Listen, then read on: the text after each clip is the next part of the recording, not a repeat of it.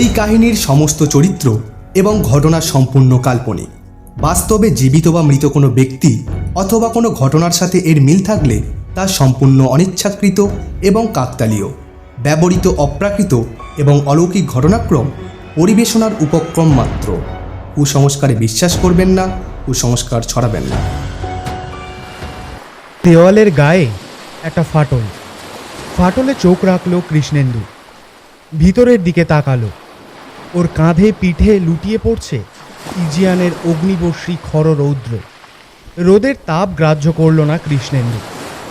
Aegean সাগরের সুনীল জলরাশির বুকে এক টুকরো নুড়ির মতোই ছোট্ট এই দ্বীপটি ভাসছে। এই অখ্যাত অজানা দ্বীপে এই বিশাল পাঁচিল তৈরি করল কারা? উঁচু পাঁচিলের আড়ালেই বা কি রহস্য লুকিয়ে রয়েছে তা জানবার জন্যেই কৃষ্ণেন্দুর এখানে আগমন। ওপাশে ছোট্ট একটি ঝর্ণা, ঝিরঝির করে জল পড়ছে। পাশে দুটি মূর্তি, মা আর ছেলে। মায়ের কোলে ওঠার চেষ্টা করছে ছেলেটি। পাথরের তৈরি মূর্তি দুটি, কিন্তু পাথর এত দূর থেকে ঠিক বোঝা যাচ্ছে না। পকেট থেকে একটা ছোট্ট দূরবীন বের করলো কৃষ্ণেন্দু। এবার ফাটলের মধ্যে দিয়ে তাকিয়ে চমকে উঠল ও। কি অপূর্ব সুষমামণ্ডিত পাষাণময়ী নারী মূর্তি। মাথাটি একটুখানি হেলানো, চোখ দুটি বিস্ফারিত। গভীর বিস্ময়ে দৃষ্টিহীন পাষাণ চোখ দুটি যেন তাকিয়ে রয়েছে এক মহা রহস্যের দিকে। কি সেই রহস্য? মায়ের হাঁটু ধরে কোলে ওঠার চেষ্টা করছে ছেলেটি। এক দুরন্ত দামাল ছেলে, যেন মাকে দেখতে পেয়ে ছুটে এসে ঝাঁপিয়ে পড়তে চাইছে মায়ের কোলে। তার গতিবেগ, তার দেহভঙ্গিমা, তার অপার আনন্দ সব কিছুকেই নিখুঁত ভাব ফুটিয়ে তুলেছেন ভাস্কর শিল্পী। মূর্তি দুটি যেন জীবন্ত। কোনো মহাশিল্পী তৈরি করেছেন এই নিখুঁত ম্যাডোনা। কোন যুগে, কোন কালে? পৃথিবীর কোনো ক্যাটালগেই তো এই মাতৃমূর্তির কথা লেখা নেই। কোনো রকম পূর্ব পরিকল্পনা না নিয়ে হঠাৎই এই নাম না জানা দ্বীপভূমিতে এসে পড়েছে কৃষ্ণেন্দু। ইংল্যান্ডে পড়াশোনা করতে এসেছিল সে। পড়াশোনা শেষ হতে দেশে ফিরবার আগে একবার কন্টিনেন্ট ঘুরে বেড়াবার ইচ্ছে হলো ওর মনে। ইতিহাসের ছাত্র হিসেবে প্রাচীন ইউরোপীয় সভ্যতার লীলাভূমি রোম আর গ্রিস সম্বন্ধে ওর মনে প্রচণ্ড কৌতূহল ছিল। ফ্রান্সের মার্সাই থেকে ইটালির রোম, তারপর দ্রুতগতিতে ইটালি ঘুরে ও এসে পৌঁছল গ্রিসের রাজধানী এথেন্সে। গ্রিসের মূল ভূখণ্ড থেকে যাত্রীবাহী জাহাজ ইজিয়ান সাগরের দ্বীপপুঞ্জে যাতায়াত করে। এমনই একখানা জাহাজেই চেপে বসেছিল কৃষ্ণেন্দু। জাহাজখানা জরাজীর্ণ। কোনো রকমে ধুঁকতে ধুঁকতে ইজিয়ানের সুনীল জলরাশি ভেদ করে এগিয়ে চলেছিল দ্বীপ থেকে দ্বীপান্তরে। লেসবস থেকে সিয়স, সিয়স থেকে স্যামস, সেখান থেকে ইকারিয়া দ্বীপ ছুঁয়ে জাহাজখানা এগিয়ে চলেছিল দক্ষিণে সাইক্লাডিস দ্বীপমালার দিকে। প্রাচীন প্রাচ্যের সংস্পর্শে এসে ইজিয়ান সাগরের দ্বীপমালার সভ্যতার স্ফুরণ হয়েছিল সুপ্রাচীন কালেই। গ্রিক পুরাণের অনেক দেবতারই বিচরণভূমি এই দ্বীপগুলো। প্রত্নতাত্ত্বিক সম্পদের দিক থেকে দেখতে গেলেও এ অঞ্চলের অনেক দ্বীপই সমৃদ্ধ। দ্বীপ থেকে দ্বীপান্তরে ঘুরতে ঘুরতে কৃষ্ণেন্দু কিছু কিছু প্রত্নতাত্ত্বিক নিদর্শনও সংগ্রহ করেছিল। ইকারিয়া থেকে জাহাজ ছাড়বার পর সমুদ্রে ছোটোখাটো একটা ঝড় উঠেছিল। ঝড়ের সময় ইঞ্জিন বন্ধ করে দেওয়া হয়েছিল। বাতাসের ধাক্কায় জাহাজ চলেছিল দক্ষিণ পশ্চিম দিকে। ঝড় থামতে ইঞ্জিন আবার চালু করা হয়। পুরানো হাঁপানি রুগীর মতো কাঁচতে কাঁচতে ইঞ্জিনখানা আবার জরাজীর্ণ জাহাজখানাকে চালিয়ে নিয়ে চলল। জাহাজে কোনো রেডিও ছিল না, কিন্তু এ নিয়ে ক্যাপ্টেনের মনেও কোনো চিন্তাভাবনা ছিল না। কেননা অসংখ্য দ্বীপে ভরা ইজিয়ান সাগরে দৃগ্ভ্রষ্ট হয়ে কে আবার হারিয়ে যায়? সাগরের সুনীল জলরাশি ভেদ করে একটা জলের পোকার মতোই জাহাজখানা এগিয়ে চলেছিল। আবার এ সমুদ্রেই দূর দিগন্ত সীমায় নুড়ির মতো এই ছোট্ট দ্বীপটা কৃষ্ণেন্দুর নজরে এলো। চোখে বাইনোকুলার লাগিয়ে চমকে উঠেছিল ও। এক বিরাট উঁচু পাঁচিল দেখা যাচ্ছে। দ্বীপের প্রায় অর্ধেক অংশই আড়াল করে রেখেছে উঁচু দেওয়ালটা। কোন দ্বীপ এটা? কৌতূহলী হয়ে ক্যাপ্টেনের খোঁজে পা বাড়ালো কৃষ্ণেন্দু। ক্যাপ্টেন ডেকেই ছিলেন, কয়েকজন লস্করকে কি যেন নির্দেশ দিচ্ছিলেন। মিস্টার ক্যাপ্টেন, দূরে একটা দ্বীপ দেখা যাচ্ছে। ক্যাপ্টেন হাসলেন, তাকালেন সমুদ্রের দিকে। একটা বিরাট উঁচু পাঁচিল দেখা যাচ্ছে দ্বীপটার মধ্যে। সঙ্গে সঙ্গে ক্যাপ্টেনের মুখের হাসি মিলিয়ে গেল। তিনি মুখ ঘুরিয়ে নিলেন সমুদ্রের দিক থেকে। ও কিছু নয়। একটু যেন কর্কশ স্বরেই ক্যাপ্টেন বলে উঠলেন, অল্প কয়েক ঘর গরিব লোক ওই দ্বীপে থাকে। ওরা ছাগল চড়িয়েই দিন গুজরান করে। দ্বীপটার কোনো নাম পর্যন্ত নেই। কিন্তু বিরাট উঁচু একটা পাঁচিল দেখা যাচ্ছে, দেখুন না। ক্যাপ্টেনের দিকে বায়োনোকুলারটা এগিয়ে ধরে কৃষ্ণেন্দু না না, ওসব দেখবার দরকার নেই। অনাবশ্যক ব্যস্ততার সঙ্গে ক্যাপ্টেন বললেন, ওটা একটা ধ্বংসাবশেষ। ইজিয়ানের দ্বীপগুলোতে তো এরকম কতই দেখা যায়। ওখানে একবার যাওয়া যায় না? ওখানে যাবেন? গিয়ে কি করবেন? ওখানে কোনো জাহাজ ঘাট নেই, দ্বীপে কেউ যায় না। ও দ্বীপ আপনার পছন্দ হবে না। হোটেল নেই, ইলেকট্রিসিটি নেই। তাছাড়া ক্যাপ্টেনের বাক্যস্রোত সহসা থেমে গেল। আমি ওই পাঁচিলটা আর ওর ওপাশে কি আছে দেখতে চাই। স্থির দৃষ্টিতে ক্যাপ্টেন তাকালেন কৃষ্ণেন্দুর দিকে। দেখা গেল তিনি বেশ বিব্রত হয়ে পড়েছেন। পাঁচিলের ওপাশে কিছু নেই। এ খুব পুরনো জায়গা। সভ্যতার সব চিহ্নই বহুকাল আগে ধুয়ে মুছে গেছে। এই পাঁচিলটা দেখবই। শান্ত অথচ দৃঢ় স্বরে কৃষ্ণেন্দু বলে উঠল, কিন্তু জাহাজ তো ও দ্বীপে যাবে না। বেশ তো, আমায় একখানা নৌকো দিন, আমি একলাই ঘুরে আসবো দ্বীপ থেকে। কিন্তু দ্বীপটা তো অনেক দূরে। আপনি যাবেন, আসবেন, অনেক সময় তো চলে যাবে। জাহাজ কতক্ষণ অপেক্ষা করবে আপনার জন্য? অপেক্ষা করবার দরকার নেই, আমি ইজিয়ানের দ্বীপগুলো দেখতেই বেরিয়েছি। পছন্দ হলে দ্বীপটা আমি রাত্রিবাসও করতে পারি। তবে আপনি ফিরবেন কি করে? এ দ্বীপের লোকেরা কি আর বাইরের সঙ্গে মোটেই যোগাযোগ রাখে না? আপনি শুধু একটা লোক দিন আমাকে, যে নৌকোয় করে আমাকে দ্বীপে পৌঁছে দিয়ে আসবে। কোনো লোক ও দ্বীপে নামতে চাইবে না। নামতে হবেও না, আমায় শুধু পৌঁছে দিয়ে আসলেই হবে। আপনার কি যেতেই হবে? না গেলেও তো হয়। ক্যাপ্টেনের গলার স্বরে যেন মিনতি ঝরে পড়ল। এ কথা বলছেন কেন? মনে হচ্ছে আমার দ্বীপে যাওয়াটা আপনার মোটেই পছন্দ নয়। না, বলছিলাম এতটা ঝুঁকি নেবার দরকারই বাকি। অপ্রস্তুতভাবে ক্যাপ্টেন বললেন। শেষ পর্যন্ত একজন মাল্লাকে সঙ্গে নিয়ে জাহাজ থেকে নৌকায় করে বেরিয়ে পড়ল কৃষ্ণেন্দু। কৃষ্ণেন্দুকে দ্বীপে পৌঁছে দিয়ে মাল্লাটা যেভাবে পরিমরি করে নৌকা নিয়ে চলে গেল, তাতে বেশ অবাকই হলো সে। ওর সামনে গ্রামের জনহীন পথ। কয়েকখানা পালতোলা ছোট ছোট নৌকা দেখা যাচ্ছে ঘাটে। এই নৌকাগুলো বাইরের জগতের সঙ্গে এই নামহীন দ্বীপের একমাত্র সংযোগ সূত্র। সামনে একটা সরাইখানা দেখা যাচ্ছে না? একটু দূরে নিচু পাহাড়গুলোর গায়ে আর মাথায় ছাগল চড়ছে। না, ক্যাপ্টেন বোধ করি ঠিকই বলেছেন, এ এক পুরনো আর ভুলে যাওয়া দ্বীপ। ইজিয়ান মালবের দ্বীপমালায় একদা যে মহান সভ্যতার স্ফুরণ হয়েছিল, তার মূল স্রোত থেকে এ দ্বীপ বহু দূরে। এখানে বোধহয় কোনোদিন কারো পদপাত ঘটেনি। কিন্তু পরক্ষণেই কৃষ্ণেন্দুর মনে পড়ল সেই পাঁচিলটার কথা। অত বড় বিশাল পাঁচিল, যা দ্বীপের প্রায় অর্ধেকটা ঢেকে রেখেছে, তা তৈরি করলো কারা? কারিগরি বিজ্ঞানে উন্নত মানুষ ছাড়া এমন স্থাপত্যকর্ম তো কেউ করতে পারে না। না, কৌতূহল বেড়েই যাচ্ছে। এ দ্বীপে এসে কৃষ্ণেন্দু ঠিক কাজই করেছে। দ্বীপের একমাত্র সরাইখানাটায় উঠল কৃষ্ণেন্দু। যেমন দ্বীপ তেমনই তার সরাইখানা। খদ্দেরের ভিড় প্রায় নেই। এক কাপ গরম ছাগলের দুধ খেয়ে বেরিয়ে পড়ল ও। এখনই একবার পাঁচিলটার দিক থেকে ঘুরে আসা যাক। সরাইখানা থেকে খানিকটা দূরে একটা গোল টিলা, আর তার ঠিক ওপাশে পাঁচিলটার একটা বাঁক। এখান থেকেই সার্ভে ওয়ার্ক শুরু করলো কৃষ্ণেন্দু। পাঁচিল বরাবর হাঁটতে লাগলো ও। উদ্দেশ্য ভিতরে ঢুকবার গেটটা খুঁজে বার করা।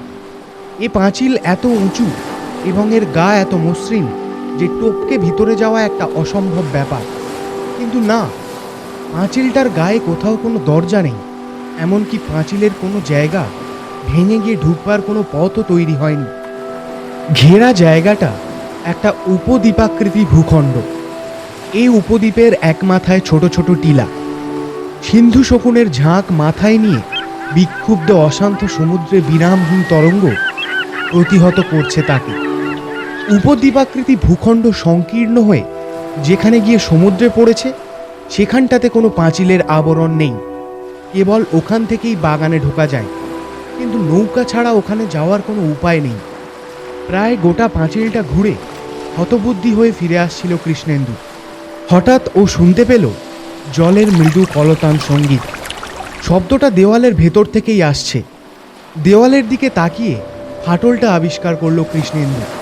তারপর দূরবীনে চোখ দিয়ে ভিতরে তাকিয়ে স্তম্ভিত হয়ে গেল। এ দ্বীপে আসা সার্থক হয়েছে।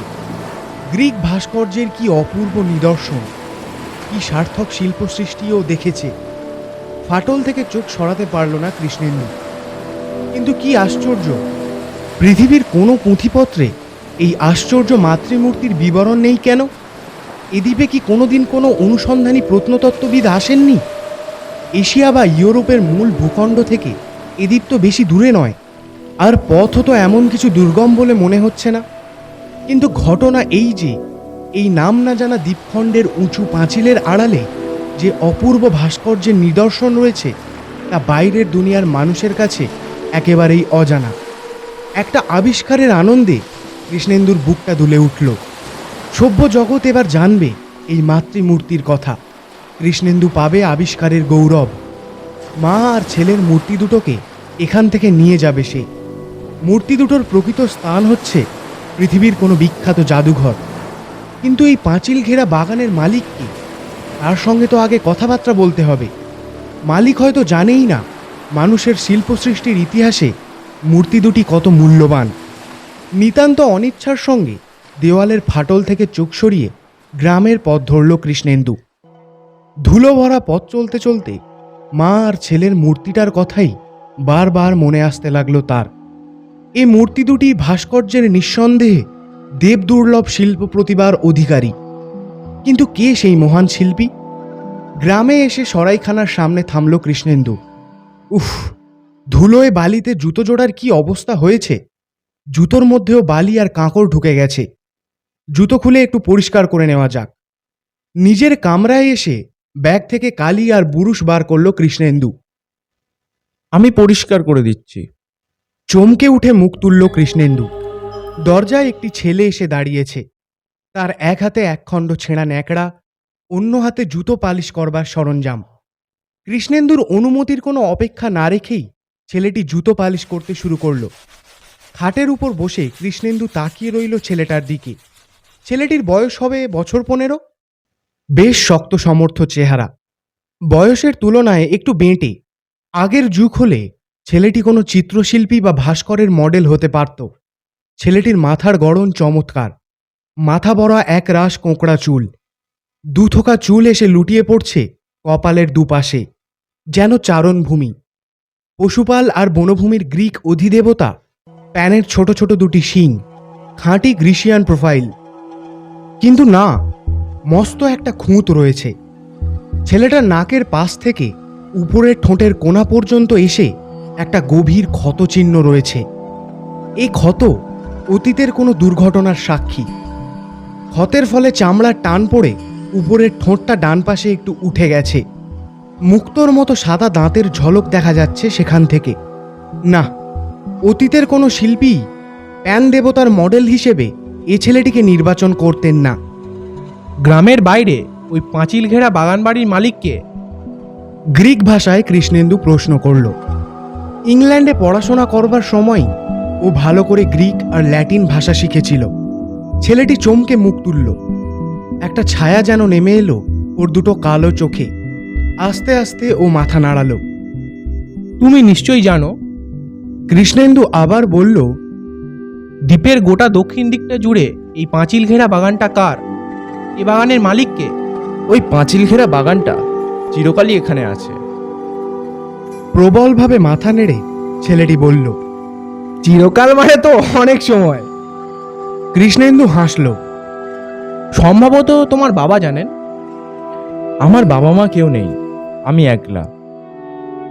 আহা, শুনে দুঃখ পেলাম। কিন্তু তুমি কি সত্যিই জানো না ও বাগান বাড়িতে কারা থাকে? ছেলেটি জড়িত স্বরে কি একটা নাম বলল। কি বললে? গর্ডন? ঝুঁকে পড়ে কৃষ্ণেন্দু জিজ্ঞেস করলো, তুমি বলছো গর্ডন নামে এক ইংরেজ পরিবার ওই পাঁচিল ঘেরা সম্পত্তির মালিক? কৃষ্ণেন্দু যেন বেশ আশাহত হলো। যদি কোনো ইংরেজ পরিবার ওই সম্পত্তির মালিক হয়, তবে মূর্তি দুটো পাওয়ার আশা খুবই কম। তারা ইংরেজ নয়। তবে আমি ওই বাড়ির লোকদের সঙ্গে দেখা করতে চাই। অসম্ভব, ওখানে যাওয়ার কোনো পথ নেই।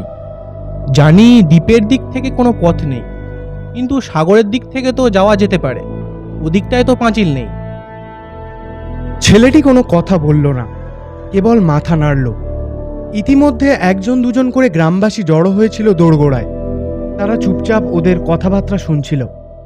ছেলেটির জুতো পালিশ শেষ হলো। কৃষ্ণেন্দু ওর হাতে 50 লেপ্টার একটা মুদ্রা গুঁজে দিল। ছেলেটি হাসল। সুন্দর এক কমনীয় কিশোর মূর্তি, সুন্দর কিন্তু নিখুঁত নয়। দোরগোড়ায় যারা এসে দাঁড়িয়েছিল তাদের মধ্যে একজন বুড়ো গোছের লোককে কাছে ডাকলো কৃষ্ণেন্দু। আমি গ্রামের বাইরের উঁচু পাঁচিল ঘেরা বাগানের মালিকের সঙ্গে একটু কথা বলতে চাই। তুমি আমায় নিয়ে যেতে পারবে? আঁতকে উঠে লোকটা দুপা পিছিয়ে গেল। তারপর কৃষ্ণেন্দুর প্রশ্নের কোনো জবাব না দিয়েই ঘর থেকে বেরিয়ে গেল নিঃশব্দে। কৃষ্ণেন্দুর মনে হলো পয়সা না দিলে বোধহয় এদের মুখ খুলবে না। তাই দোরগোড়ায় যারা দাঁড়িয়েছিল তাদের সবাইকে শুনিয়ে ও বলল, আমি জানি যে সাগরের দিক থেকে ছাড়া ও পাঁচিল ঘেরা জায়গাটায় ঢুকবার কোনো পথ নেই। যে আমাকে নৌকো করে ওখানে নিয়ে যেতে পারবে তাকে আমি 50 ড্রাগমা, না পুরো 100 ড্রাগমাই দেব। গরিব দ্বীপবাসীদের কাছে এ অনেকটা টাকা। ওদের মধ্যে কেউই একসঙ্গে এতগুলো টাকা হাতে পায়নি কোনোদিন। এ টাকা হয়তো একজন দ্বীপবাসীর সারা বছরের উপার্জনের সমান। এ অনেক টাকা। তবু দোরগোড়ায় দাঁড়িয়ে থাকা মানুষেরা কোনো উচ্চবাচ্য করল না, কেবল একে অন্যের দিকে তাকালো। বলো, কেউ কি যেতে রাজি আছো? কেউ কোনো কথা বলল না। একে একে ওদের সবাই চলে গেল দোরগোড়া থেকে। পিছন ফিরে একবারও কেউ তাকালো না। সারা গ্রাম ঘুরে একটা লোক জোগাড় করতে পারল না কৃষ্ণেন্দু। কেউ নিয়ে যেতে রাজি হলো না ওকে। সর্বত্রই সেই এক ধরনের রহস্যময় অস্বস্তি। কে ওটাকে তৈরি করেছে বা কারা ওখানে থাকে বলা তো দূরের কথা, দ্বীপবাসীরা যেন পাঁচিলটার উল্লেখ পর্যন্ত করতে অনিচ্ছুক। ওদের কাছে পাঁচিল ঘেরা বাগানটার যেন কোনো অস্তিত্বই নেই। ওটা যেন একান্তই অবাস্তব। সন্ধেবেলায় হতাশ হয়ে সরাইখানাতে ফিরে এলো কৃষ্ণেন্দু। খাবার টেবিলে বসে অপূর্ব মূর্তি দুটোর কথাই ভাবতে লাগলো। দেওয়ালের ওপাশের সেই মা আর ছেলেটাকে এতক্ষণে আসন্ন অন্ধকার ঢেকে ফেলতে শুরু করেছে। একটা গভীর বেদনাবোধ ঘনিয়ে এলো মনের আকাশে। মূর্তি দুটো বোধহয় পাওয়া যাবে না। রাত গভীর হলো। সরাইখানার ঘরে বসে থাকতে ভালো লাগলো না কৃষ্ণেন্দুর। পেন্সিল টর্চটা নিয়ে বেরিয়ে পড়ল সে। নিঝুম নিস্তব্ধ গ্রাম্য পথ। সারা গ্রাম ঘুমিয়ে পড়েছে। আপন মনেই সমুদ্রের দিকে হাঁটতে লাগলো ও। হঠাৎ পিছনে একটা লঘু পদশব্দ শুনে চমকে পিছন ফিরে তাকালো কৃষ্ণেন্দু। একটা ছেলে আসছে। হ্যাঁ, সেই জুতো পালিশ করা ছেলেটিই তো। তারার আলোয় ছেলেটির চোখ দুটি ঝকঝক করছে। ছেলেটি কাঁপছে। কিন্তু রাতটা তো চমৎকার, বাতাসে তো হিমের পরশ নেই, তবে কাঁপছে কেন? ছেলেটি এসে কৃষ্ণেন্দুর হাতে হাত রাখল। আঙুলগুলো যেন বরফের মতো ঠান্ডা। আমি আপনাকে নৌকায় করে নিয়ে যাব। কাঁপা কাঁপা গলায় ফিসফিস করে বলল ছেলেটা। কৃষ্ণেন্দু হাসল। একটা স্বস্তির নিঃশ্বাস বেরিয়ে এলো ওর বুক থেকে।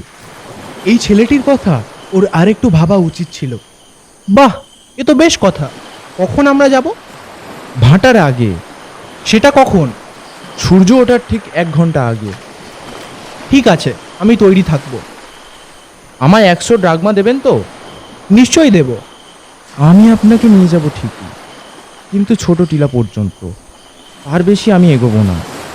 ভাটার টানে যতক্ষণ না জল সরে যায় ততক্ষণ আপনাকে টিলার উপরেই অপেক্ষা করতে হবে। ডাঙা জাগলে বাকিটুকুনি আপনাকে হেঁটে যেতে হবে। এত ভয় পাচ্ছ কেন বলো দেখি? অনধিকার প্রবেশের সব দায় দায়িত্ব তো আমার, যদিও মনে হয় না কেউ কিছু বলবে। ঠান্ডা আঙুলে কৃষ্ণেন্দুর হাতখানাকে শক্ত করে আঁকড়ে ধরল ছেলেটি। তারপর ফিসফিস করে বলল, আপনি কিন্তু কাউকে বলবেন না যে আমি আপনাকে ওখানে নিয়ে যাচ্ছি। বেশ তো, তাই হবে। তুমি যদি না চাও তবে এ কথা আমি কাউকে বলবো না। না না, ওদেরকে বলবেন না। ওরা কেউ পছন্দ করবে না। ওরা জানলে। বুঝেছি বুঝেছি, তোমার কোনো চিন্তা নেই, আমি কাউকে কিছু বলবো না। মনে রাখবেন, সূর্য ওঠার ঠিক 1 ঘন্টা আগে এপাশের পাঁচিলটা যেখানে শেষ হয়েছে সেইখানে নৌকা নিয়ে আমি আপনার জন্য অপেক্ষা করব। আমার মনে থাকবে। তুমি ঠিক সময় আসবে তো? আমার কোনো ভুল হবে না, আমি ঠিক সময় আসব। মাথার উপরে তারাজলা আকাশ, তারকারাশি ম্লান হয়ে এলেও এখনো আকাশপথ থেকে মুছে যায়নি। নির্দিষ্ট জায়গায় এসে ছেলেটির দেখা পেল কৃষ্ণেন্দু। একখানা পালহীন ছোট নৌকার উপর ছেলেটি বসেছিল। ঢেউয়ের দোলায় নৌকাখানি দুলছিল। এতটা পথ দাঁড় বেয়ে এসেছে ছেলেটি। নৌকায় উঠল কৃষ্ণেন্দু। যাত্রা শুরু হলো। ছেলেটি একেবারে চুপচাপ। সাগর বিক্ষুব্ধ। শেষ রাতের ঠান্ডা বাতাস বইছে। কুয়াশার আড়ালে পাঁচিলটাকে অদ্ভুত রহস্যময় বলে মনে হচ্ছে। ভাটায় জেগে থাকা পাথুরে ডাঙার দিকে নৌকাটা এগোচ্ছিল দুলতে দুলতে। কে এই পাঁচিলটা তৈরি করেছিল? প্রাচীনেরা। সাগরের ঠান্ডা হাওয়ায় ছেলেটির গলার স্বর থরথর করে কাঁপছে। উঁচু পাঁচিলটার দিকে পিছন ফিরে ছেলেটি নৌকা চালাচ্ছে। কতটা এগোনো হলো বোঝার জন্য পাঁচিলের দিকে না তাকিয়ে সাগরের দিকে তাকাচ্ছে। ও পাঁচিলটা চিরকাল ধরেই এখানে রয়েছে। আবার জবাব দিল ছেলেটি। উষার আলো ফুটে উঠেছে। আকাশে তারার মালা এখন অদৃশ্য। কেবল 2-4টে বিবর্ণ ম্লান তারা এখনো আকাশপথ থেকে মুছে যায়নি। প্রত্যুষের তরল অন্ধকারে এগিয়ে আসা দেওয়ালটার দিকে তাকিয়ে কৃষ্ণেন্দু ভাবতে থাকে। দেওয়ালটা বহু পুরনো, এতে কোনো সন্দেহ নেই। গ্রিক সভ্যতা স্ফুরণের প্রথম যুগেই বোধ করি পাঁচিলটা তৈরি হয়েছিল। আর ওই মা আর ছেলে, এও বোধহয় সে যুগেরই কোনো মহান শিল্পীর সৃষ্টি। কিন্তু আসল প্রহেলিকা হচ্ছে এই যে এমন কারিগরি বিদ্যা আর এমন তুলনাহীন অপূর্ব শিল্পকর্ম বাইরের শিল্প জগতের কাছে এতকাল ধরে অজ্ঞাত রইল কি করে? যুগ যুগ ধরে কালের ভ্রুকুটি অগ্রাহ্য করে এই অজানা দ্বীপের বুকে উঁচু দেওয়ালটা যেন সগর্বে দাঁড়িয়ে রয়েছে। কিন্তু এত কালের মধ্যে একজন সভ্য মানুষের পদসঞ্চারও কি এখানে শোনা যায়নি? এমন একজন মানুষও কি এখানে আসেনি যে ওই দেওয়াল আর মূর্তির প্রকৃত গুরুত্ব আর তাৎপর্য বুঝতে পারে? নিশ্চয়ই এসেছিল, কিন্তু বাইরের দুনিয়ায় একটা গুজব পর্যন্ত শোনা যায়নি কেন? একখণ্ড কালো পাথরের গায়ে এসে নৌকা থামল। কৃষ্ণেন্দুর চিন্তাসূত্র কেটে গেল। ছেলেটি বৈঠা তুলে রাখলো নৌকার উপরে। আমি আর এগোবো না। ঝড়ের সময় আমি আবার এখানে আসব। ভয়ে কাঁপা গলায় ছেলেটি বলল, আপনি আপনি এখন আমার পাওনাটা মিটিয়ে দেবেন? নিশ্চয়ই। পকেট থেকে মানিব্যাগটা বের করলো কৃষ্ণেন্দু। তারপর বলল, কিন্তু তুমি কি আমায় আরেকটু এগিয়ে দেবে না? না, আমি আর এগোতে পারবো না। নৌকো লাগাবার ঘাট পর্যন্ত চলো না। এখানে কোনো ঘাট নেই। তীব্রভাবে জবাব দিল ছেলেটি। না, সত্যিই কোনো ঘাট নেই। কৃষ্ণেন্দু তাকিয়ে দেখল। সামনে বালুকাময় বেলাভূমি। এখানে ওখানে খণ্ড খণ্ড হয়ে বড় বড় পাথরের চাঁই পড়ে রয়েছে। তার ওপাশে আগাছার ঝোপ। মাঝে মাঝে 2-4টে লম্বা সাইপ্রেস গাছ দেখা যাচ্ছে। শোনো, তোমায় যা বলি, আমি নৌকোটাকে আরেকটু এগিয়ে নিয়ে যাই। তুমি না হয় এখানেই অপেক্ষা করো, আমার মোটেই দেরি হবে না। আমি শুধু এ বাগানের মালিকের সঙ্গে একটু কথা বলেই চলে আসব। বড় জোর ঘন্টাখানেক সময় লাগবে। না, ছেলেটির গলা চিরে একটা আর্ত চিৎকার বেরিয়ে এলো। আপনি যদি নৌকাটা নিয়ে যান তাহলে। দারুণ উত্তেজনায় ছেলেটি উঠে দাঁড়ালো। বৈঠা নিয়ে ঝুঁকে পড়ল পাথরের গা থেকে নৌকাখানাকে সরিয়ে নেওয়ার জন্য। আর ঠিক সেই মুহূর্তে ঘটে গেল অঘটনটা। প্রচণ্ড একটা ঢেউয়ের ধাক্কায় নৌকাটা দুলে উঠল। তাল সামলাতে না পেরে ছেলেটা গিয়ে ছিটকে পড়ল অশান্ত সাগরের জলে। একখণ্ড পাথরের মতোই ডুবে গেল ছেলেটি। ও বোধহয় ভালো করে সাঁতারই জানে না। অঘটনটা এত আচমকা ঘটে গেল যে ব্যাপারটা বুঝতে মুহূর্ত সময় লাগলো কৃষ্ণেন্দু। তারপর বুক ভরা শ্বাস নিয়ে ও ঝাঁপ দিল সাগরের জলে। একখণ্ড ডুবো পাথরের সঙ্গে ধাক্কা লাগলো ওর। কপালটা বোধ করি কেটেই গেল। তবু জল থেকে মাথা তুলল না কৃষ্ণেন্দু। ডুব সাঁতার কেটে এগিয়ে চলল। হ্যাঁ, পেয়েছে এইবার। ডুবন্ত ছেলেটার জামা চেপে ধরল কৃষ্ণেন্দু, কিন্তু ভিজে কাগজের মতো জামার টুকরোটা ছিঁড়ে এলো ওর হাতে। আবার হাত বাড়ালো কৃষ্ণেন্দু। এবার ছেলেটার মাথার উপর হাত পড়ল। শক্ত মুঠোয় ওর চুল ধরে জলের ওপর ভেসে উঠল কৃষ্ণেন্দু। সাঁতরে এগিয়ে চলল কুলের দিকে। নৌকাটাকে দেখা যাচ্ছে না। কৃষ্ণেন্দুর লাফের ধাক্কায় ছিটকে গেছে নৌকাটা। বোধহয় আশেপাশের কোনো পাথরের আড়ালে চলে গেছে। পরে খুঁজে দেখা যাবে। এখন আর নষ্ট করার মতো সময় নেই। ছেলেটাকে আগে ডাঙায় নিয়ে যেতে হবে। সাঁতার কেটে এগিয়ে চলল কৃষ্ণেন্দু। শতখানেক গজ দূরেই পাঁচিলের দুটো হাতার মাঝখানে বালুকাময় বেলাভূমি। জল থেকে যখনও উঠে এলো তখন ছেলেটা দুর্বলভাবে কাশছে। ওর নাক মুখ থেকে ঝরে পড়ছে সাগরের নোনা জল। অনেকটা জল খেয়ে ফেলেছে ছেলেটা। ওর অর্ধ অচেতন দেহটাকে নিয়ে কুলে উঠে এলো কৃষ্ণেন্দু। তারপর জলের সীমা থেকে দূরে বালির উপর ওকে শুইয়ে দিল। কয়েক মুহূর্ত কাটল। ছেলেটা চোখ খুলল। হতবুদ্ধির মতো তাকিয়ে রইল কৃষ্ণেন্দুর দিকে। কোনো ভয় নেই, এক্ষুনি তুমি ঠিক হয়ে যাবে। একটু বসো তুমি এখানে, আমি দেখি তোমার নৌকাটা কোথায় গেল। জলের দিকে আবার এগোলো কৃষ্ণেন্দু। সাঁতার কেটে এগিয়ে চলল। না, ভাগ্যটা ভালোই বলতে হবে। নৌকাখানা এখনো বারদরিয়ায় ভেসে যায়নি। একখণ্ড পাথরের চাঁইয়ের ওপাশে নৌকাখানা দেখতে পেল কৃষ্ণেন্দু। ঢেউয়ের তালে তালে ওখানা উঠছিল আর পড়ছিল। নৌকায় উঠে বসল সে। তারপর বৈঠা দিয়ে জল কেটে এগিয়ে চলল। দিগন্তে সাগরের বুকে সূর্যোদয় হচ্ছে। অপূর্ব দৃশ্য। বাতাসের বেগ স্তিমিত। বাতাস যেন কানে কানে কি কথা বলতে চাইছে। অদ্ভুত অনুভূতি। নৌকা নিয়ে কুলে এসে পৌঁছল কৃষ্ণেন্দু। ছেলেটি আর বালির উপরে শুয়ে নেই, একটা পাথরে হেলান দিয়ে দাঁড়িয়ে আছে। ওর ঘাড়টা ঘোরানো। বাগানের দিকে তাকিয়ে গভীর মনোযোগের সঙ্গে ও যেন কি দেখছে। কি হে, এখন খানিকটা ভালো বোধ করছো তো? সল্লাসে কৃষ্ণেন্দু জিজ্ঞাসা করল। দুর্ঘটনা ঘটেই ভালোই হয়েছে, কি বলো? আমরা পাঁচিল ঘেরা বাগানে ঢোকবার একটা ছুতো পেয়ে গেছি। ছেলেটির কাছ থেকে কোনো জবাব এলো না। ও এক চুল পর্যন্ত নড়ল না। যেমন ভঙ্গিতে দাঁড়িয়েছিল তেমনই রইল। কি হে, আমার কথা শুনতে পাচ্ছ না? ওর অনাবৃত কাঁধে হাত রাখল কৃষ্ণেন্দু। সঙ্গে সঙ্গে চমকে হাত সরিয়ে নিল ও। এ কি অবিশ্বাস্য ব্যাপার! নিদারুণ বিস্ময়ে বালুকাময় বেলাভূমির দিকে তাকালো কৃষ্ণেন্দু। এই তো ওখানে বালির উপর ছেলেটাকে শুইয়ে রেখেছিল। ভিজে বালির উপর স্পষ্ট দাগ দেখা যাচ্ছে। ওখান থেকে উঠে ছেলেটি এই পাথরখণ্ড পর্যন্ত এগিয়ে এসেছে। বালির উপর ওর দুপায়ের ছাপ রয়েছে। আর এখানেই ও এখনো পর্যন্ত দাঁড়িয়ে আছে। ঘাড় হেলিয়ে কি যেন দেখছে ও। ওর ঠোঁট দুটো ফাঁক হয়ে রয়েছে, দুটো চোখ বিস্ফারিত। সারা মুখে এক অতল বিস্ময়ের ছাপ। এই তো আরও এক সারি পায়ের ছাপ দেখা যাচ্ছে। বাগানের দিক থেকে লঘু পথ সঞ্চারে এ যেন পাথরখণ্ডের ওপাশ পর্যন্ত এসেছিল। এই পাদুকাহীন নগ্ন পদচিহ্ন নিশ্চয়ই কোনো নারী। ছেলেটির অবস্থা দেখে আর রহস্যময় পদচিহ্নের দিকে তাকিয়ে কৃষ্ণেন্দু মুহূর্তের মধ্যে বুঝে ফেলল ব্যাপারটা। এটা ওর অনেক আগেই বোঝা উচিত ছিল। নিজেকে ধিক্কার দিল। ইতিহাসের ছাত্র হিসেবে প্রাচীন গ্রিসের পৌরাণিক কাহিনী আর কিংবদন্তির সঙ্গে যথেষ্ট পরিচয় ছিল ওর। বালুকাবেলার রহস্যময় নারী পদচিহ্ন দেখে এক ভয়ঙ্কর কিংবদন্তির কথা ওর মনে এলো। গর্গ্যান! এ কি গ্রিক পুরাণের সেই গর্গ্যানদের দ্বীপ? গর্গ্যানরা হচ্ছে গ্রিক পুরাণের তিন ভয়ঙ্কর দানবী, মেডুসা, ইউরিয়েল আর স্তেনো। এই তিন বোনের নাম একদা মহা আতঙ্কের সৃষ্টি করত মানুষের মনে। ওদের মাথায় নাকি চুলের বদলে কতগুলো জীবন্ত সাপ থাকত। ওরা এমনই ভয়ঙ্করী আর কুদর্শনা ছিল যে মানুষ ওদের দিকে তাকাতে পারত না।